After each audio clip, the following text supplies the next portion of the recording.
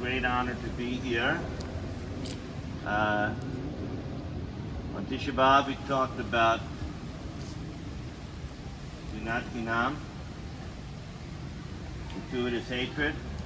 Today I want to focus on Ahavat Hinam, giving a gratuitous love to all of us and all people in Israel, throughout the world. Love should be our focus, as well as democracy and freedom. I'm going to share very briefly 3 statements, one historical, one very recent, and one, of course, from a wonderful Torah tradition. Many of you who studied, whether in Israel or America, you did not get through high school without reading Charles Dickens' Tale of Two Cities. I think you remember that. Those two cities that Dickens was speaking about, London and Paris. Today, there are 2 cities that control our destiny: Jerusalem and Washington. Both are important. The diplomacy of the last few weeks and months really has gone through Washington, but of course Jerusalem is the center as well. So, if you indulge me, it was the best of times. It was the worst of times. It was the age of wisdom. It was the age of foolishness. It was the epoch of belief. It was the epoch of incredulity. It was a season of light. It was a season of darkness. It was a spring of hope. It was a winter of despair. We had everything before us, and we had nothing before us. That is one of the most famous passages of literature. You might say, well, how's it relevant to our gathering today?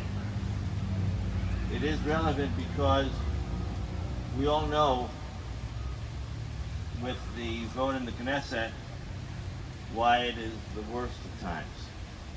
But I also want to remind you of something really important, why this is the best of times. It's the best of times because you are here today. And for many of you, you've been here week in and week out for many, not weeks, for many months. That's the best of times. You haven't given up. Same with our brothers and sisters in Israel who have been demonstrating for months. They've never given up. And that is why this is the best of times. It's a time of hope. We're never going to give up.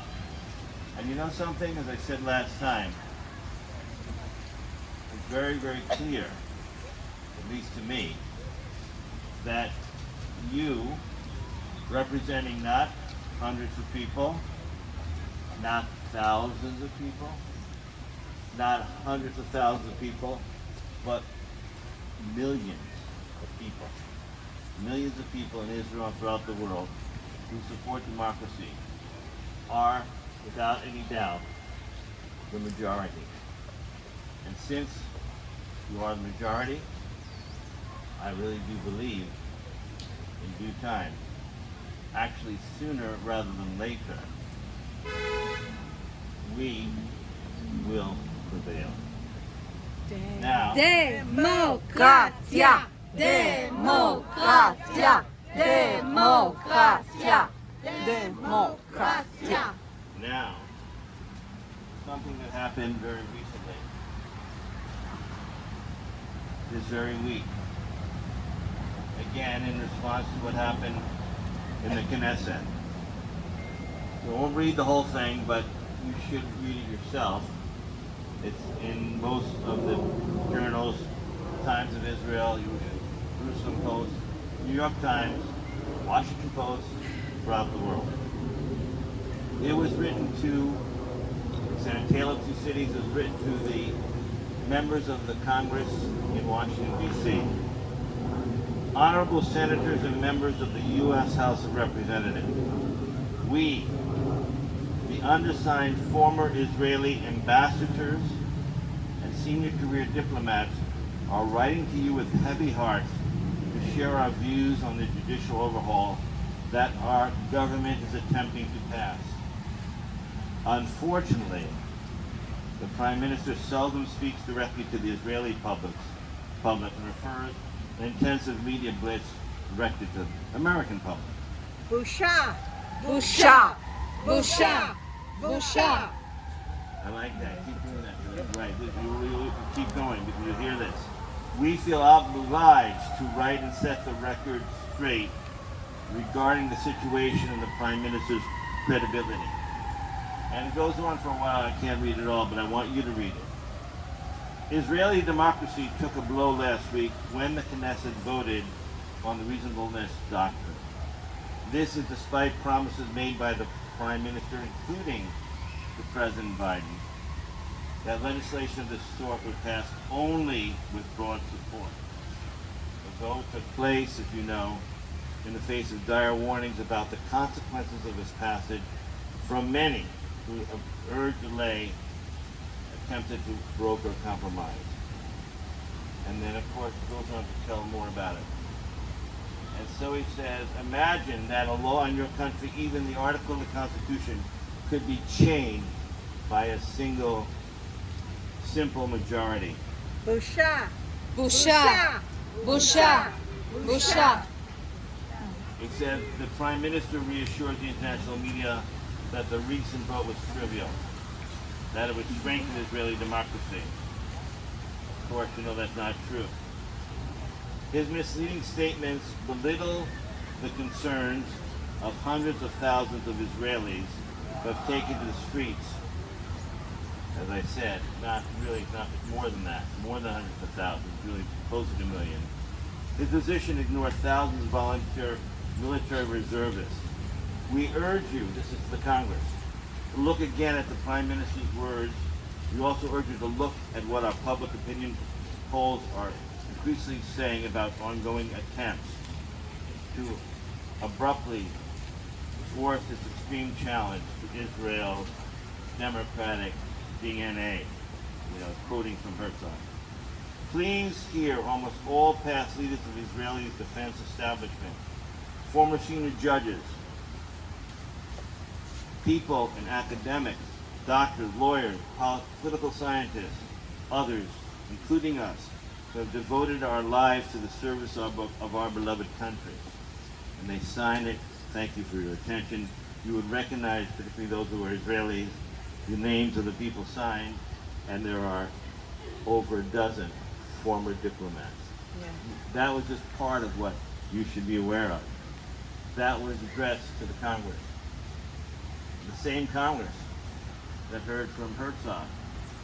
Democracy is part of our DNA, and gave him standing ovation. So as I say, the tale of two cities, Jerusalem, but also Washington, D.C. All right, last thing I'm going to say today, because this is the time of Shiva Nekanta, the 7 weeks before Rosh Hashanah.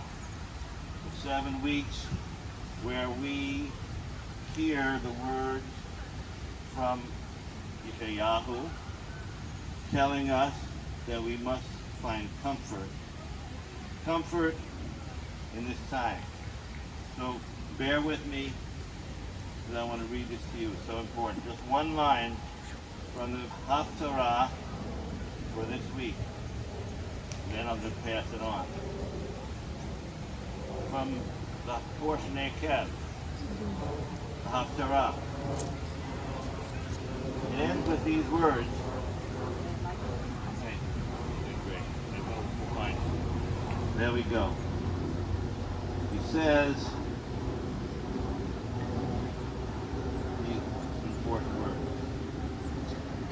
nicham Hashem Zion. Nicham kol chorvoteha vayasem midbara ke'eden. Arvata Gigan Hashem. Sason v'simcha yimatzeh ba. Todah v'kol zimra. So these are words of comfort for all of us to remember. Hashem will give comfort to Zion, will comfort her in the places of desolation. God, Hashem, will make the wilderness like Gan Eden, the desert like a garden. Joy and gladness shall be found therein, thanksgiving and the voice of melody. Sason v'simcha yimatzeh va todah v'kol zimra. Ken yehi ratzon. Amen. Amen. Thank you. Amen. Thank you so much. Okay.